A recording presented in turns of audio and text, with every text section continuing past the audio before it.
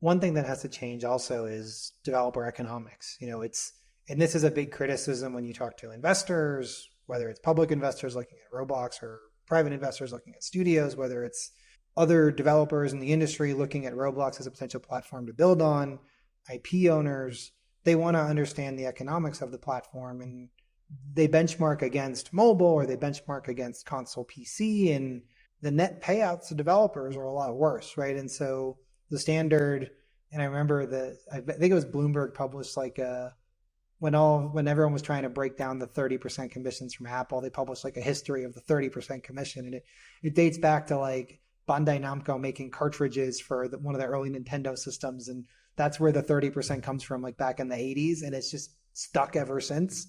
You've seen on PC, there's been commission wars with Steam getting aggressive and Epic getting aggressive, charging 12%, right, and waiving licensing fees for the Unreal Engine and whatnot if you publish exclusively through Epic Game Store. Roblox has gotten better, but last year they paid out in between 20 and 25% of their bookings. If you kind of do the math on an experience, in the best case, 20% is kind of what your payout ratio looks like. And so it's not great, but I think it's also, you have to caveat it in the sense that, right, all of these tools that Roblox provides, the engine, the user acquisition, the curation, the physics, everything that's included in Studio, everything that you get from building on Roblox is part of that, what they're taking. Whereas if you build a mobile game, the 30% that Apple takes is before all of those other expenses. You still got to get a Unity license. You still got to do UA. You still got to do all these other things. And so when you start to think about what the net profitability of building on Roblox is, it already today is probably close to comparable with casual mobile games, for a successful game. And it's only getting better. I mean, this has been communicated by Roblox, but I think when people start to think about the types of engagements are kind of comparable to casual mobile games anyways, and you look at the payer ratios, you look at the session lengths, it all kind of points to that being the closest comp today. The payouts are the profitability is comparable. And so I think, as we look ahead, it's only going to get better, right? Because as the business scales, they're going to increase the DevX rate, hopefully. They're going to make it better for developers. But, curious, Jan, what you think here, how you've been here for building in the space longer than I. What do you think about how it's trended and where it's going? That has been a consistent point raised by investors, venture investors, people who are investing in companies that potentially operate on the Roblox platform where, hey, Roblox takes the 70-75% of your income.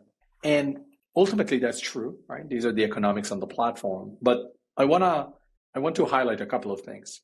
To build a multiplayer 3D social game today, I can do it on Unity or I can do it on Unreal, right? I can do it on both. But we're talking about, and again, I'm talking about a 3D multiplayer game, regardless of the genre. We're talking about several years of development and multi-million-dollar investment. So it may be 3 to 5 years before I go live with any game of that nature, and potentially 20, 25 plus $1 million in funding. And that's before we're even talking about marketing costs and stuff like that. Sure, you have the Pal Worlds of the world, which are exception to the rule, right? I'm not talking about those exceptions. That's what we're looking for.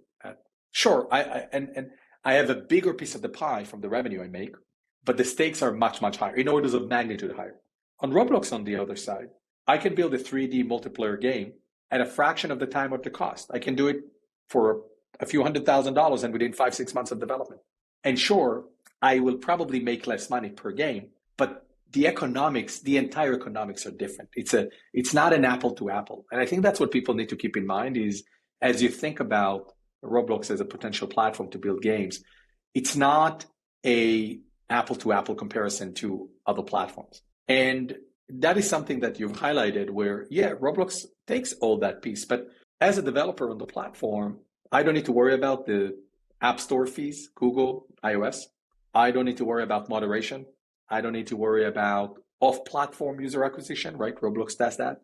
And I basically build a game with a captive user base of 72 million daily active users that have already downloaded the Roblox app. So sure, it doesn't mean it's easy to make money and have commercial successes on the Roblox platform, but I don't think there's anywhere that is easy. But it's certainly a different type of economic structure and unit economics that you need to consider when we're comparing Roblox to a mobile studio or a PC studio and so on and so forth. But the most beautiful thing is that none of these are mutually exclusive. You can be a company that builds Roblox games while building a PC game, while building a console game. Now, very few companies do all of that at the same time, unless you're a very big publisher. But the point I'm trying to make is that I understand the skepticism and some of the downside effect of having such a small piece of the revenue generated on the platform. I certainly understand from Roblox's perspective why that is the revenue share.